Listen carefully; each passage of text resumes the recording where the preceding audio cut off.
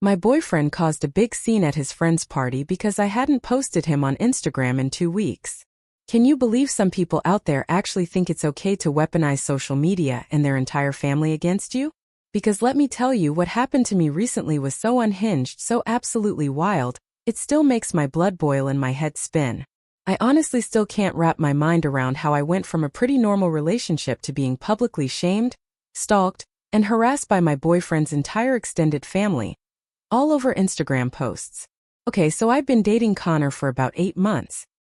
He's 26, and we met the usual way, through mutual friends at a barbecue. Things were good, you know? We hung out, met each other's families, did all the typical couple stuff like mini golf and Netflix. Normal. But then things got weird. Connor had this intense obsession with social media. He posted constantly, multiple stories a day, tagging everyone, documenting every single meal, workout, thought. Me? I'm more of a lurker. Maybe one post a week, usually a sunset or my coffee. Different styles, right? No big deal, or so I thought. The first hint of trouble started 3 weeks before everything exploded. Connor began making these little comments about my Instagram. We'd take a selfie, and if I didn't post it immediately, he'd ask why I was waiting. Or if I posted my breakfast, he'd notice I didn't tag him or mention we ate together. Tiny things that seem harmless, but looking back, they were little cracks forming in the foundation. Then work got crazy and I was pulling late nights, barely even checking my phone, let alone posting.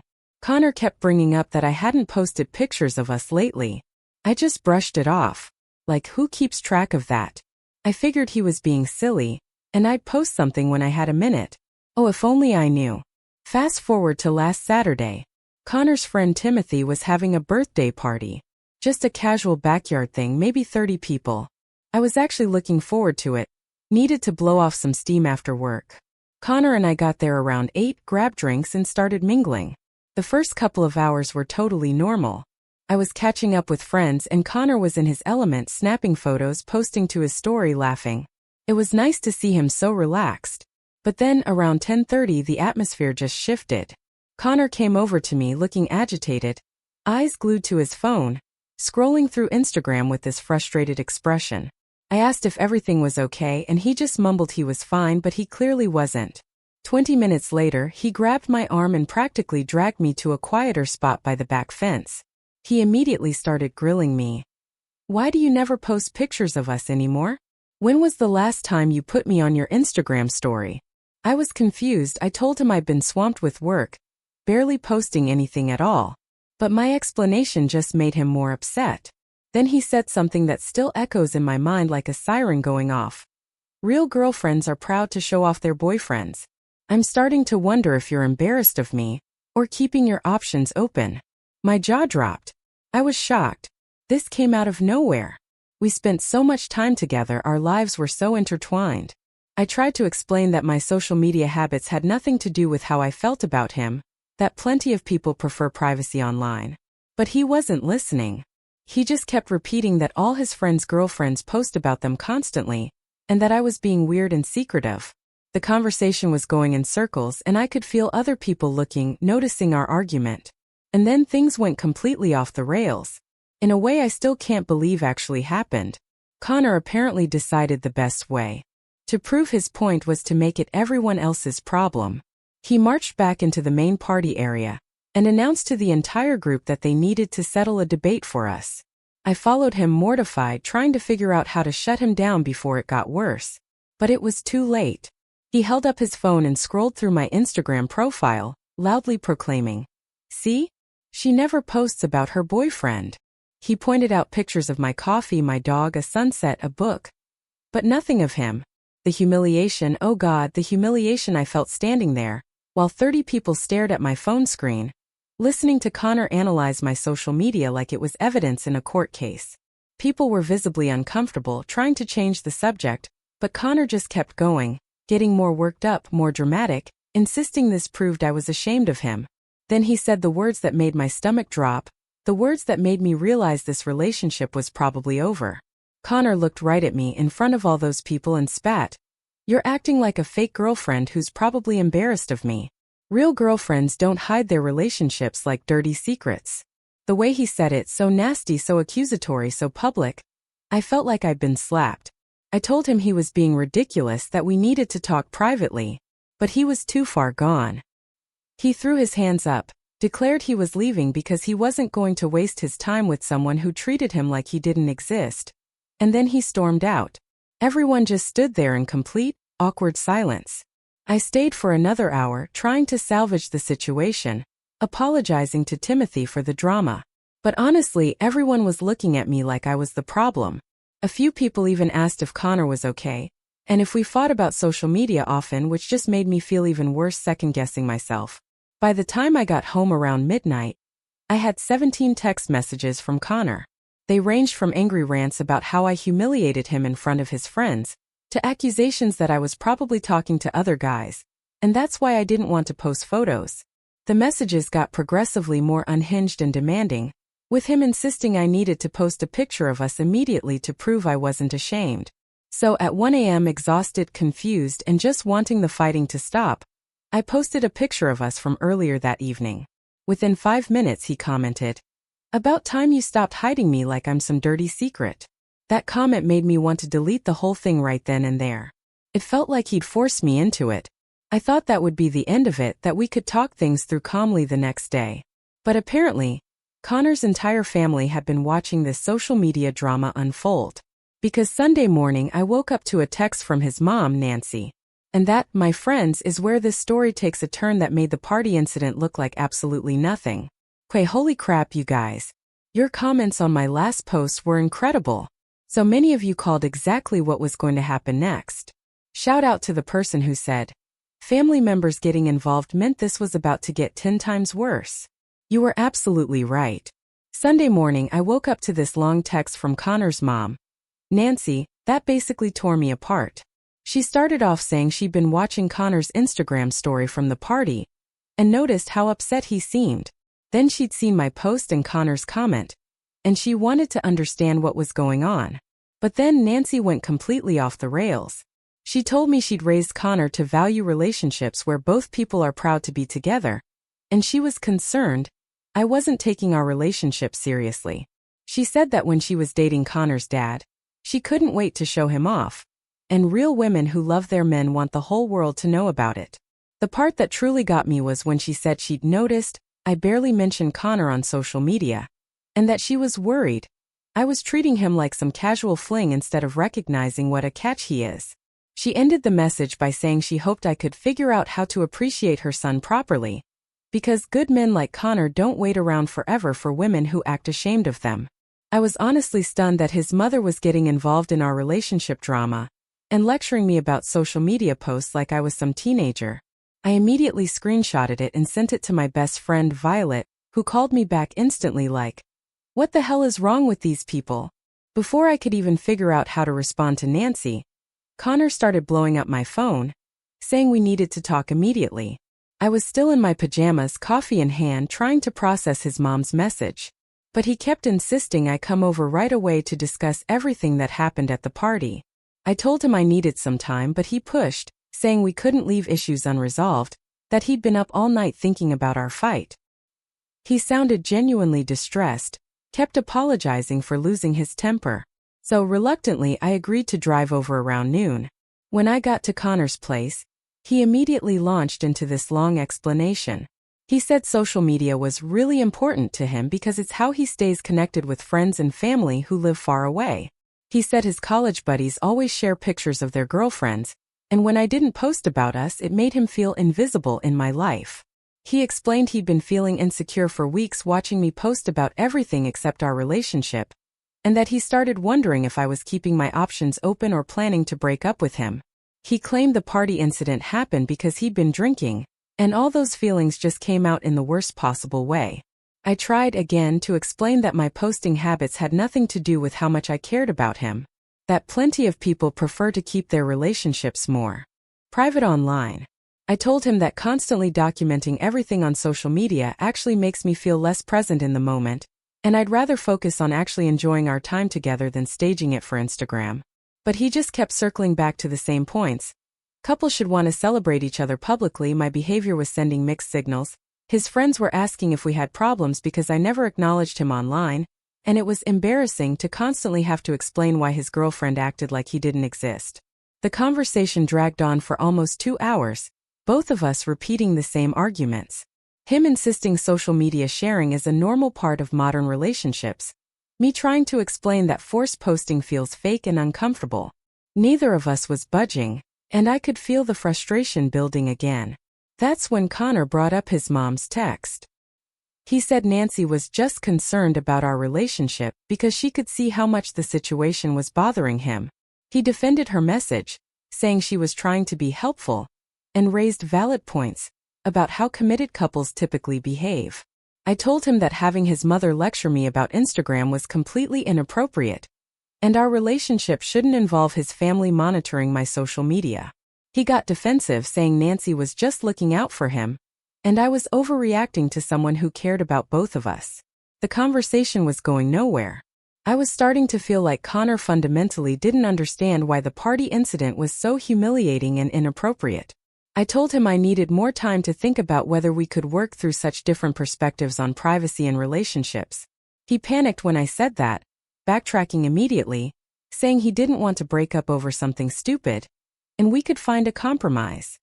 He suggested I could start posting about us occasionally without it being forced, and he'd try to be less sensitive. I was actually considering it, wondering if that could work, when his phone started buzzing with notifications. He glanced at it, got this weird expression, and said his sister Erica wanted to see the Instagram post I'd made Saturday night. Before I could even ask why that mattered, he showed me his phone. Erica had shared my post to her Instagram story, but she hadn't just shared it normally. Erica had added text over the picture that said, "Some girls don't deserve good men," with a bunch of eye-rolling emojis. She'd tagged several of her friends and added another story slide about how she couldn't believe some people needed to be forced to show appreciation for their relationships. Erica has like 3,000 followers. She was basically calling me out as a bad girlfriend to all of them, based on one Instagram post and whatever twisted version of events Connor had told her. Connor tried to downplay it, saying Erica was just being protective and didn't mean anything serious. But I was done. Absolutely done. I told him that having his sister publicly shame me online was the final straw, and I couldn't deal with his entire family getting involved in our relationship drama.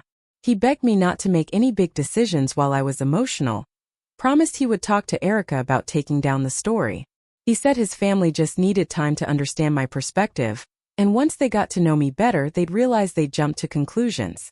But here's the thing that's been eating at me since that Sunday. When Connor showed me Erica's story, I noticed she'd already gotten dozens of responses from people agreeing with her, adding their own comments about girlfriends who don't appreciate good guys. My picture was being screenshotted and shared with commentary I couldn't even see, spreading to people I'll never know. I left Connor's apartment without giving him a definitive answer, but honestly, I was leaning so hard toward ending things. The fact that he didn't see how inappropriate his family's behavior was made me think this would just keep escalating if I stayed. But here's where I need advice from you guys, because something happened yesterday that's making me question everything about this situation and Connor's motivations. Okay, so first off, thank you to everyone who commented on my last update. You guys are absolutely right that Connor's family's behavior is completely unhinged, and I should have run the minute his mom started lecturing me about being a real woman. The person who said this screams controlling behavior was spot freaking on. After I left Connor's apartment that Sunday, feeling completely drained from that 2-hour conversation where we just talked in circles, I decided I needed to get some perspective. I called my older sister, Jasmine, who lives across the country, and told her everything. From the party incident to Nancy's text to Erica's Instagram story. Jasmine listened patiently, then asked me one question that hit me like a truck. Has Connor ever shown this level of intensity about anything else in your relationship? Or is the social media obsession completely out of character? When I really thought about it, I realized Connor had always been pretty focused on appearances, on how things looked to other people. But I'd just written it off as him being social and outgoing. Like, he always wanted to go to the trendy restaurants where he could tag the location. He cared a lot about what his friends thought of me. And he'd made comments before about how couples should present themselves publicly. I'd never connected those dots before because individually each thing seemed harmless.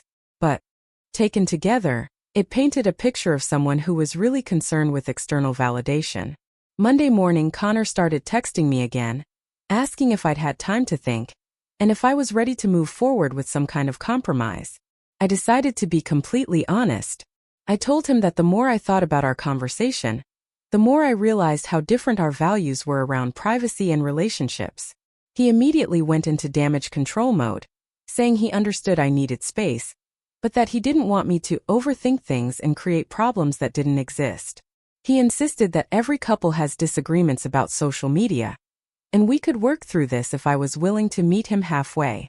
I explained to Connor that it wasn't just about social media anymore.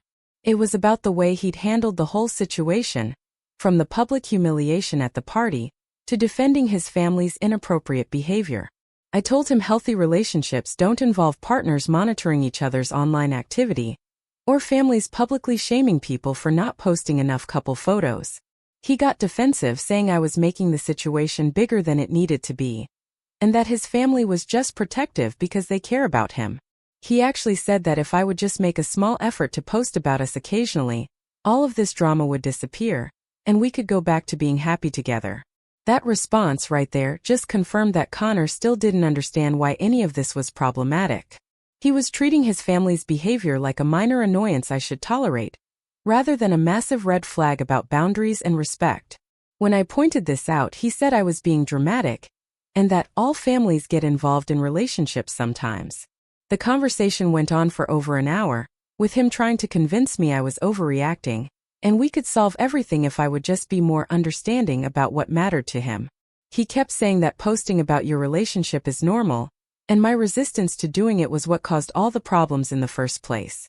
I finally told him I needed more time to think about whether we were compatible long-term, and I wasn't ready to make any promises about changing my social media habits. He said he respected that, but asked if I could at least not make any final decisions while I was still upset about his family's reaction. Tuesday morning, I woke up planning to focus on work and get some distance from all this relationship drama. But around 10 a.m., I got a text from my coworker Nola, asking if everything was okay. Someone had been asking questions about me at the coffee shop near our office. Apparently, Nola had been grabbing her usual latte when the barista mentioned that a woman had been in earlier, asking about me specifically, wanting to know if I came in regularly, what I usually ordered, whether I seemed happy, stuff like that. The barista thought it was weird enough to mention it to Nola, since she knows we work together. My first thought was maybe Connor's mom, Nancy, had decided to do some investigating. But when Nola described the woman as young, with dark hair and a lot of Instagram-worthy jewelry, I realized it had to be Erica. The idea that Connor's sister was tracking down places I go regularly and questioning people about me was absolutely terrifying. I immediately texted Connor, asking if he knew why Erica would be asking questions about me at businesses near my office. He called me right away, and he sounded genuinely confused and concerned when I explained what Nola had told me. He said he had no idea why Erica would do something like that, and he'd call her immediately to find out. About an hour later, he texted me saying he talked to Erica, and there had been a misunderstanding. According to him, Erica had been in that area for work, and decided to stop by the coffee shop she'd seen in my Instagram stories, to see what the big deal was about their drinks. He said she'd mentioned to the barista that she knew someone who came there regularly, and the conversation had just gotten blown out of proportion. But that explanation made no sense. I'd never posted any Instagram stories about that coffee shop. I barely post stories at all, and when I do, it's usually just sunsets or my dog. When I pointed this out, he said Erica must have been thinking of a different place, and that the whole thing was just a coincidence. I told Connor that his sister showing up at businesses near my workplace and asking about me felt like stalking behavior, and I was seriously uncomfortable with his family's level of involvement. He said I was jumping to conclusions, and that Erica probably just wanted to understand why I like certain places so she could relate to me better. The fact that Connor was defending and making excuses for clearly inappropriate behavior, instead of being horrified that his sister was investigating my daily routine, made me realize that this family operates with completely different boundaries than I'm comfortable with. When I told him that, he said I was being paranoid, and that his family was just trying to understand me better. Wednesday, things escalated even further when I got a friend request on Facebook from Connor's mom, Nancy. I don't use Facebook much and hadn't even realized his family could find me on there, but Nancy had somehow tracked down my profile. I screenshotted the request and sent it to Connor, asking why his mom was trying to add me on social media when we'd never even met in person. He said Nancy was probably just trying to be friendly and get to know me better, since our relationship was getting more serious. But when I looked at Nancy's profile, I could see that she'd been posting about Connor's relationship status, sharing articles about social media and relationships, and how to tell if your partner is committed to you. She'd also posted some vague status updates about young women today, not understanding how to appreciate good men. I realized Connor's entire family was treating our relationship like it was their business to monitor and comment on. And Connor was encouraging this behavior by sharing details about our private conflicts with them. When I confronted him about this, he said his family was just concerned about his happiness, and that I should be grateful they cared enough to want to get to know me. Thursday morning I made the decision. This relationship had to end. Connor clearly wasn't going to establish appropriate boundaries with his family, and he didn't see their behavior as problematic. I texted him asking if we could meet that evening to talk about where things stood. He immediately called me, trying to convince me not to break up with him over what he called family drama that would settle down once everyone got used to each other. He said he loved me, and we could work through these issues if I would just give his family a chance to apologize and start over. But I'd already made up my mind. This pattern of behavior was only going to get worse if he couldn't see how inappropriate it was. I told him I wanted to meet in person to discuss ending our relationship, because I didn't feel comfortable continuing to date someone whose family felt entitled to monitor and judge my social media activity. He begged me to reconsider, said he would talk to his family about backing off and giving us space. He promised that Nancy and Erica would apologize for making me uncomfortable, and we could establish better boundaries going forward. But here's what I'm realizing. Even if Connor's family apologized and promised to stay out of our business, the fact that Connor didn't immediately shut down their inappropriate behavior when it started means he doesn't actually understand why it was wrong. And that tells me everything I need to know about what a future with him would look like. So we're meeting tonight and I'm planning to end things officially. But honestly, I'm nervous about how Connor and his family are going to react to being told no. I still can't believe how much this situation escalated after my last post. Thank you to everyone who told me to trust my instincts and get the hell out. You were absolutely right, and I'm so glad I listened to the comments instead of Connor's manipulation. So Thursday night, I met Connor at a neutral coffee shop downtown to have the breakup conversation. I chose somewhere public because honestly, after his family's stalking behavior, I wasn't comfortable being alone with him at either of our apartments. Connor seemed optimistic when I first arrived, still saying he was glad I was willing to work things out. I immediately cut him off. Connor, I said, my voice firm, I'm not here to work things out. I'm here to end our relationship because your family's behavior has shown me that we have fundamentally incompatible values about boundaries and respect. His face completely changed. He started arguing, saying I was making a huge mistake over a few misunderstandings that could easily be resolved. He launched into this long speech about how much he loved me, how perfect we were together aside from this one issue.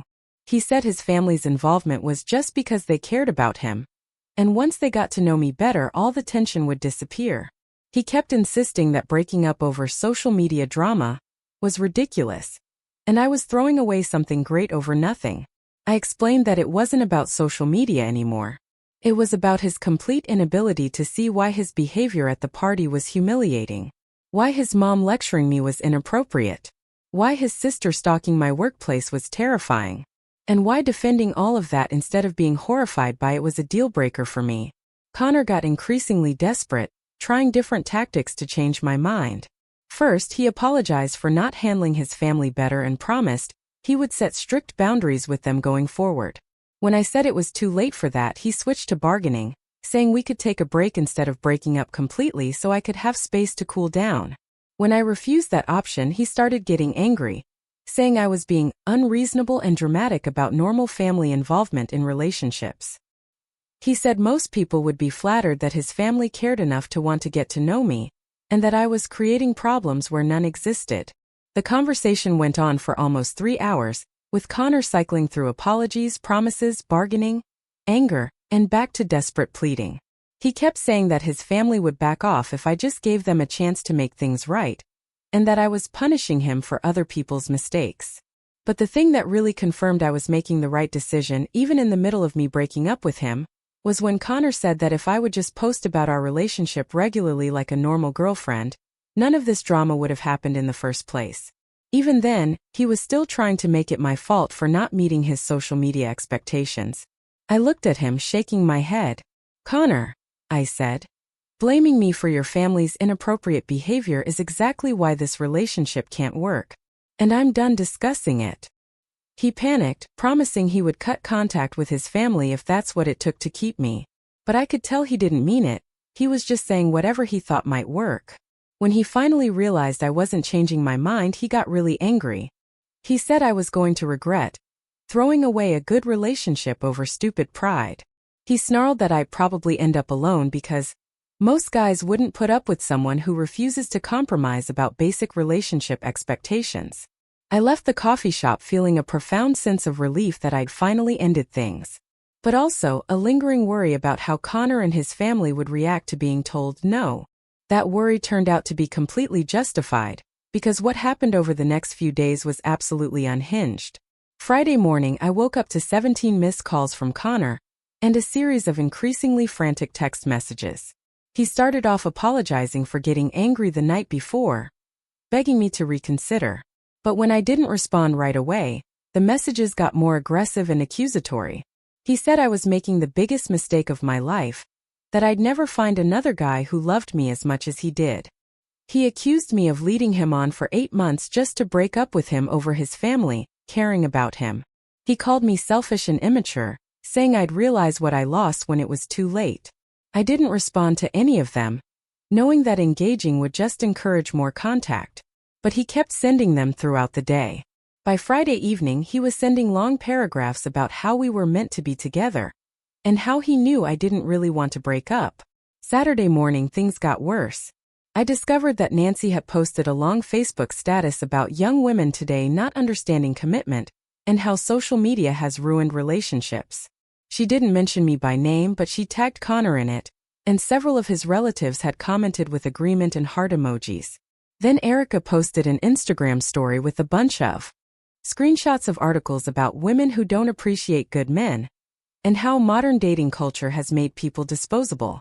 She'd added text saying that some people throw away love over the stupidest things, and that real women fight for their relationships.